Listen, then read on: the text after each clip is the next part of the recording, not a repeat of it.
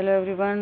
Last class में हमने समझा था कि down stream and up stream का मीनिंग क्या होता है एंड इसमें अब हमें इस क्वेश्चन को सॉल्व करना है। तो ये है, Ritu can row downstream 20 kilometre in 2 hours and upstream 4 kilometre in 2 hours. Find her speed of rowing in still water and the speed of the current, यानी सेपरेटली दोनों की स्पीड के बारे में फाइंड करना है। Let's solve this question.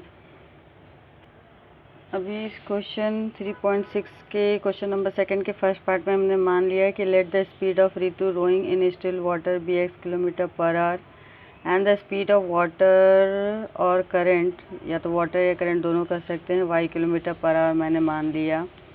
ठीक है, तो अब ये रितु की स्पीड निकाल लेंगे down stream and up stream में। तो हम यहाँ पर लिखेंगे speed of Ritu in downstream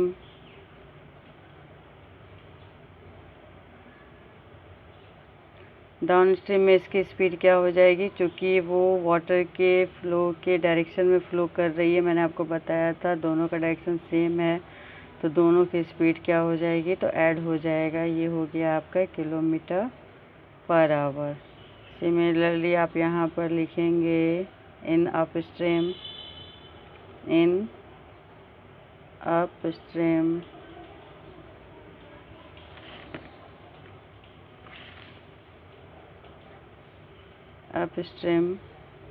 में क्या लिखेंगे, x minus y kilometre per hour. दोनों मैंने मान लिया है।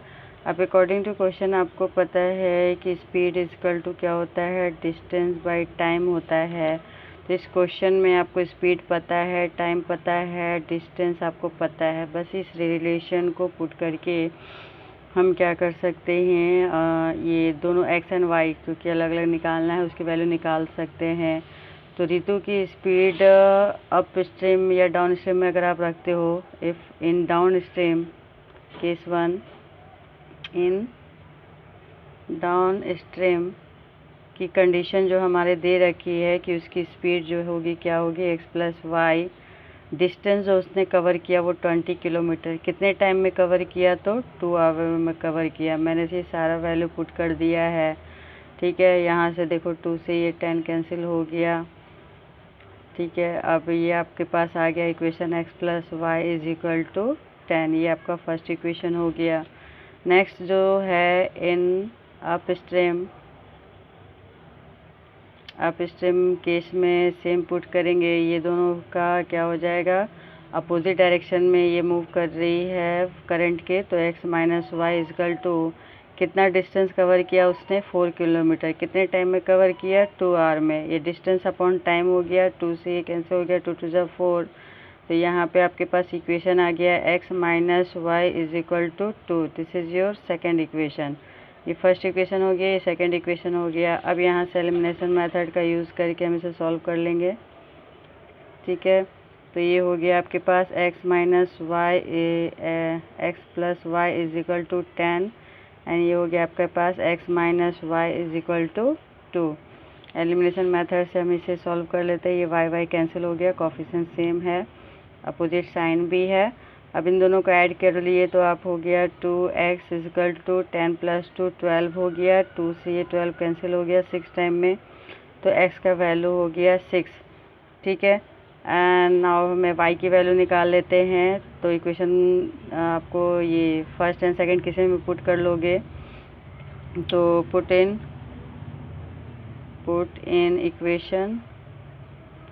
इक्वेशन फर्स्ट में हम x की वैल्यू पुट कर रहे हैं। ये हो जाएगा आपके पास x plus y is equal to 10 है, तो ये हो गया 6 plus y is equal to 10। Then y की वैल्यू क्या हो गई, 10 minus 6, 10 minus 6 is equal to 4। y की वैल्यू जो हो गई आपके पास 4। तब आप यहाँ पर स्टेटमेंट लिख सकते हो, the speed of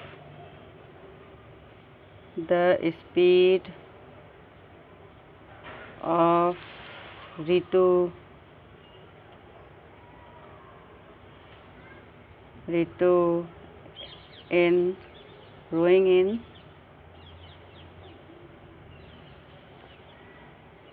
in still water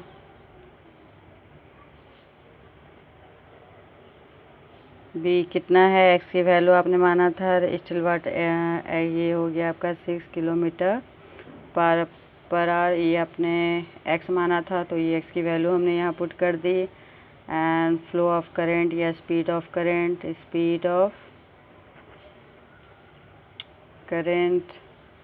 ये हो गया आपका 4 किलोमीटर पर आवर। वाई की वैल्यू हमने, ये आपका आंसर हो गया। ठीक है, लेट्स सी नेक्स्ट क्वेश्चन। देखिए सेकंड क्वेश्चन में दे रखा है 2 women and 5 men can together finish an embroidery work in 4 days। 2 women 5 men मिलकर एक वर्क, एम्ब्रॉयडरी का वर्क है जिसको 4 days में कंप्लीट करते हैं। While 3 women 6 men can finish it in 3 days। दूसरे केस में दे रखा है कि इतने 3 वुमेन एंड 6 men मिलकर 3 days में इसको कंप्लीट कर लेते हैं। आपसे क्वेश्चन पूछ रहा है find the time taken by 1 woman alone to finish the work and also that taken by 1 man alone.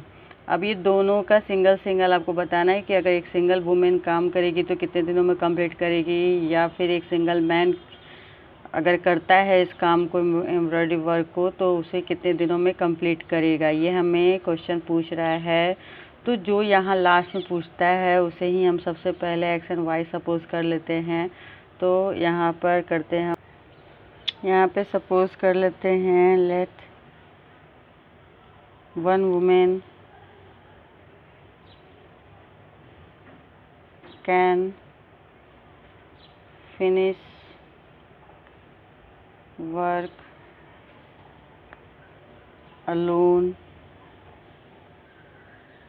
In x days. मान लेते हैं कि वो एक डे में फिनिश कर देगी। एंड 1 मैन जो है can finish that work in y days. ठीक है, दोनों का सपोज हमने कर लिया है।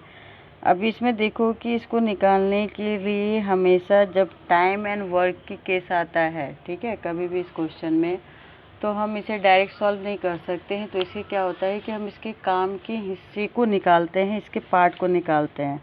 अगर मान लिया कि एक वुमेन जो है किसी काम को, दिए गए काम को एक्स डेज में कंप्लीट कर लेती है, तो एक दिन में वो कितने काम का भाग, कितना पार्ट वो कंप्लीट करेगी। तो हमने यहाँ निकालेंगे सी फिनिश, सी या द पार्ट ऑफ वर्क, यहाँ पर लिख सकते हैं the part of work done by 1 women in a day. एक दिन में उसका काम, इन अ डे, एक दिन में उसके काम का हिस्सा क्या होगा। तो अगर किसी काम को वो एक्स दिनों में कंप्लीट कर लेती है तो हर डे उसका काम का हिस्सा क्या हो जाता है, इक्वली डिवाइडेड हो जाता है। तो एक दिन का हिस्से का काम उसका क्या हो गया, 1/x part of the work. Similarly 1 day work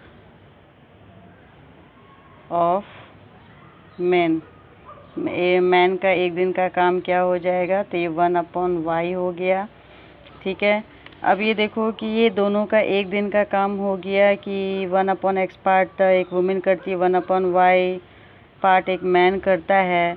अगर दोनों मिलकर काम करते हैं तो दोनों का मिलके टुगेदर काम हो गया 1/x प्लस 1/1। ये हो गया दोनों के एक दिन का काम। ठीक है, ये वुमेन का, ये मेन का, दोनों का मिलाकर एक दिन का काम हो गया। अब इस क्वेश्चन में दे रखा है कि दोनों कितने दिनों के लिए काम करते हैं। Let's see again in question 4 days। Sorry, पहले यहाँ पर दे रखा है कि 2 वुमेन, अगर एक वुमेन के एक दिन का काम 1/x है तो 2 वुमेन का 2 दिन का काम कितना हो जाएगा, 2/x। सिमिलरली यहाँ 5 मेन बोल रहा है, तो अगर एक मेन का काम 1/y है एक दिन का, तो 5 डेज़ का काम कितना होगा, तो 5/y, ये यहाँ पर हम यहाँ पर इस लिखेंगे। ये हो गया 2 डेज़ का एक वुमेन का काम, ये हो गया 5 डेज़ का एक मेन का काम। और जब दोनों मिलाकर ये काम करते हैं तो उस काम को उन लोग 4 दिनों में कंप्लीट कर लेते हैं। तो अगर 4 दिनों में कंप्लीट कर लेते हैं तो उनके एक दिन का काम कितना होगा, तो ये होगा 1/4। यहाँ पर सीधे हम डेज़ को क्या करते हैं, अपोजिट कर देते हैं, रेसिप्रोकल कर देते हैं, तो वो एक दिन का उनके काम का क्या निकलता है, पार्ट। यानी 2 वुमेन 5 मेन दोनों मिलाकर एक दिन में एक काम का 1/4 पार्ट वर्क क्या करते हैं, कंप्लीट कर लेते हैं। यहाँ से जो आपका होगा ये फर्स्ट इक्वेशन आएगा। ठीक है, इसे सॉल्व कर लेंगे पहले हम। तो ये सॉल्व करने के लिए यहाँ पे भैया आपको रेशियो लेना पड़ेगा, रेशियो नहीं सपोजिशन करना पड़ेगा, जैसे कि आपने पहला किया था। तो इसे भी मैं छोड़ देती हूँ इक्वेशन फर्स्ट देकर। अब हमारा सेकंड जो इक्वेशन है यहाँ पर दे रखा है, while 3 women 6 main can finish 8 in 3 days। 3 women की बात हो रही है, तो अगर एक वुमेन का एक दिन का काम 2/x है, तो 3 वुमेन का एक दिन का काम कितना हो जाएगा, 3/x। 3 वुमेन मिलकर एक दिन में 3/x part of the work complete करती है। प्लस ये दोनों मिला के दे रहा है कि आपको क्या कर रहा है, 6 मेन का काम एक दिन का। तो 6 मेन का काम एक दिन का 6/y हो गया। और जब दोनों मिलते हैं तो मिलके ये पूरे काम को कितने दिनों में कंप्लीट करते हैं, तो 3 डेज़ में कंप्लीट करते हैं। तो इसको रेसिप्रोकल कर देंगे, तो ये दोनों का मिलाकर एक दिन का काम हो गया 1/3। This is the part of the work. यहाँ से आपका इक्वेशन नंबर सेकंड आ गया। अब ये देखिए कि ये जो आपका अरेंजमेंट है वो जस्ट आपका ये क्वेश्चन नंबर फर्स्ट की तरह है। आपको यहाँ पर 1/x 1/y ये डायरेक्ट सॉल्यूशन करना थोड़ा डिफ़िकल्ट होगा, तो हम इसे मान लेंगे u भी कि 1/x u हो गया एंड 1/y जो हो गया वो भी हो गया। अगेन यहाँ पर सपोजिशन करेंगे, let 1/x is equal to u and 1/y is equal to भी। अब यहाँ पे इक्वेशन में हम पुट करेंगे, हमारा पहला था ये 2/x, तो ये 2u हो जाएगा, प्लस 3/y, तो ये 3 भी हो गया, इज इक्वल टू 1/4। यही था हमारा फर्स्ट इक्वेशन। सॉरी 5y है, हाँ, तो यहाँ पर 5 भी लिखेंगे फर्स्ट इक्वेशन का, 5 भी। ठीक है, और नेक्स्ट जो आपका है 3u प्लस 6 भी, 3u प्लस 6 भी इज इक्वल टू 1/3। ठीक है, ये हमारा दोनों इक्वेशन में हमने u भी रख लिया है। अब ये 4 को क्या करेंगे, क्रॉस मल्टीप्लिकेशन कर देंगे, तो ये इक्वेशन चेंज होके हो जाएगा। 4 से सबको मल्टीप्लाई कर देंगे लेफ़्ट साइड ले जाके, तो 4 2 जा 8 u हो गया, प्लस 5 4 जा 20 भी इज इक्वल टू 1। ये हो गया आपका इक्वेशन नंबर थर्ड। यहाँ से 3 से दोनों को मल्टीप्लाई कर लेंगे, तो ये हो जाएगा आपका 9u प्लस 6 3 जा 18 भी इज इक्वल टू 1। ये हो गया आपका इक्वेशन नंबर 4। अगेन अब आपको वही एलिमिनेट मेथड या क्रॉस मल्टीप्लिकेशन मेथड जैसा हो आप यूज़ कीजिए। मैं यहाँ पर यूज़ कर रही हूँ आपका एलिमिनेशन मेथड। ठीक है, एलिमिनेशन में u को मैं अगर एलिमिनेट करती हूँ तो यहाँ से आपको क्या करना है, मल्टीप्लाई करना है 9 से, यहाँ से मल्टीप्लाई करेंगे 8 से। ठीक है, तो यहाँ पर आप मल्टीप्लाई करोगे तो इक्वेशन आपका क्या हो जाएगा, 9 8 जा 72u प्लस 9 2 जा 18 180 भी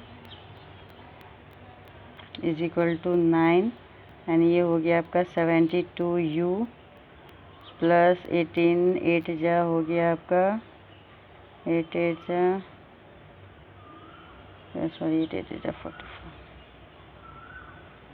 तो 8 1 ये हो गया आपका 144।